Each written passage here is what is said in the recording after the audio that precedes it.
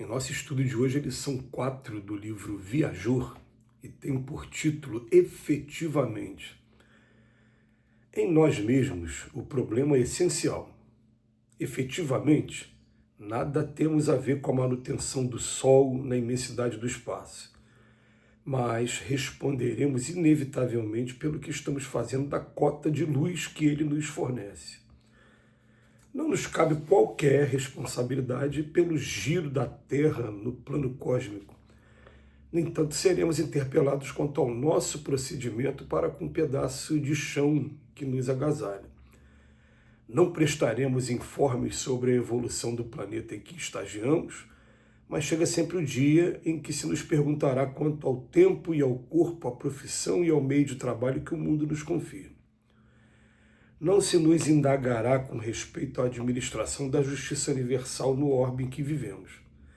No entanto, daremos contas das obrigações que assumimos perante superiores e subalternos, colegas e afeiçoados que nos partilham a convivência.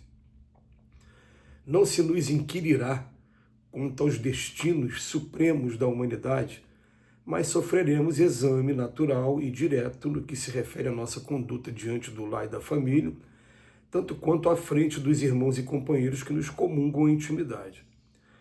Não podemos impedir as catástrofes da natureza e nem evitar as calamidades sociais. Outros poderes controlam a mecânica dos astros, o equilíbrio da Terra, o aprimoramento da vida, a sustentação do direito e o engrandecimento dos povos.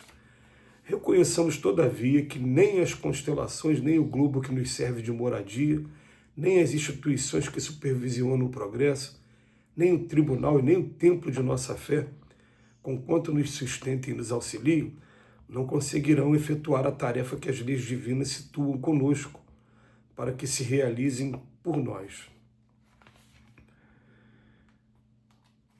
Chama a lição de hoje a atenção nossa com relação ao trabalho que a gente tem a desempenhar e que, se a gente começar a fazer uma interrogação à nossa consciência de qual deve ser esse trabalho, que trabalho é esse, a consciência vai se encarregar de mostrar para a gente quais são as nossas obrigações. E, mais uma vez, a gente repete, né? As respostas serão mais simples do que a gente imagina e, às vezes, muito claras, muito diretas. Por exemplo, a sua responsabilidade está sendo de cuidar do seu filho que ainda não constituiu o próprio lar, está sendo a de cuidar do seu pai e da sua mãe, enquanto você ainda tem os dois ainda por perto, está sendo você zelar pelo seu ambiente de trabalho. Ele coloca aqui para a gente, né, como eu estou agindo com subalternos, com superiores, em todos os lugares, e isso vai ser cobrado da gente, sim. E o Emmanuel vem falar para a gente, tem muitas coisas que não tem como a gente ter controle, não tem como a gente ter controle. Às vezes eu estou inserido num meio em que todos estão agindo de maneira incorreta dentro da perspectiva do Evangelho. E a gente simplesmente vai estar fazendo a nossa parte e vai ser cobrado isso. É porque todos fizeram, você também fez, ou alguma coisa no Evangelho já te chamou a atenção de modo que você tenha tomado um outro caminho, tenha se sentido na obrigação, no dever de tomar o outro caminho e começar a experimentar a felicidade da consciência tranquila. Então a gente começa a realmente viver aqui na Terra quando a gente começa a descobrir que, como espírito imortal, eu escolhi ou escolheram para mim gêneros de prova enquanto eu estou aqui na Terra. O que a gente vai passar, o que efetivamente você vai fazer. E aí eu descubro que gênero de prova é essa e procuro fazer o máximo que eu puder para que esse gênero de prova seja cumprido. E já mostrando também que, como a gente está sempre repetindo, não precisa ser cumprido com perfeição total. Perfeição total é a prova que já foi alcançada, que a gente já aprendeu em outras encarnações e agora sai naturalmente e tira 10. Mas enquanto eu ainda estou apanhando, perdendo, aqui é que está a prova. E vai chegar um momento que a gente vai perder menos, cair menos, até que a gente pare totalmente de cair e vai ter, sim, atingido o nosso objetivo.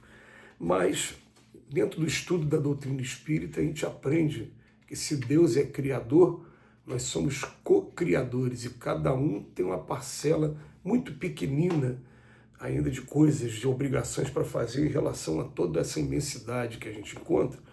Mas Jesus no Evangelho, através da parábola dos talentos, ele chama a nossa atenção, fala, poxa, foi dado 5 talentos para um, para o outro foi dado 2, para um foi dado um só.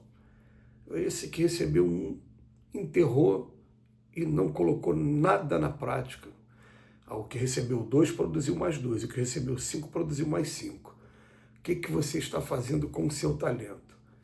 Na parábola proposta pelo Cristo, aquele que recebeu um e não produziu nada, perdeu aquele um que tinha, já que você não consegue ainda dar utilidade, né, ao talento que você tem. E a gente conhece, sim, né, muitos casos dessa maneira, de pessoas que são talentosíssimas, mas que não conseguem efetivamente colocar esse talento na prática, ou então alguns até conseguem no campo individual, mas não conseguem passar para os outros, não tem aquela parte didática para ensinar aos outros, compartilhar com os outros o conhecimento que adquiriu, e são etapas diferentes de evolução dentro daquilo que a gente está vivendo aqui na Terra.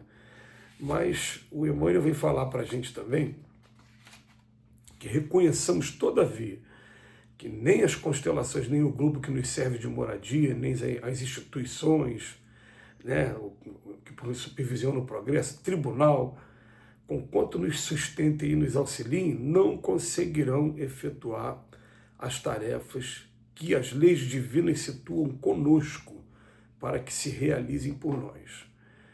Nada disso que a gente está vivendo. E, na verdade, a gente vai aprender o seguinte: quando o espírito ele está totalmente moralizado e totalmente seguro de si, ele pode ser inserido em qualquer lugar do universo, que ele vai manter aquela postura reta, como foi o próprio caso do Cristo mesmo, quando esteve aqui entre a gente.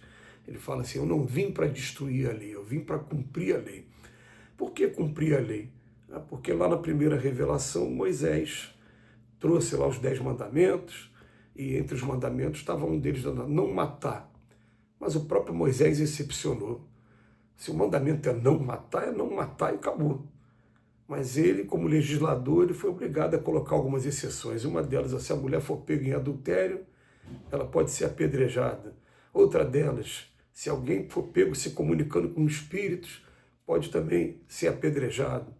Mas teve exceção, e ali essas duas são exceções que estão ali na lei de maneira bem clara, mas tem algumas também, né? Quando encontrava um povo bárbaro, um povo que era gentio, existia guerra e tirava-se a vida. Então, quando veio Cristo, Cristo veio falar assim, olha, na verdade, a mensagem que está por trás da paixão. Eu nasci para cumprir a lei, eu não vim destruir a lei.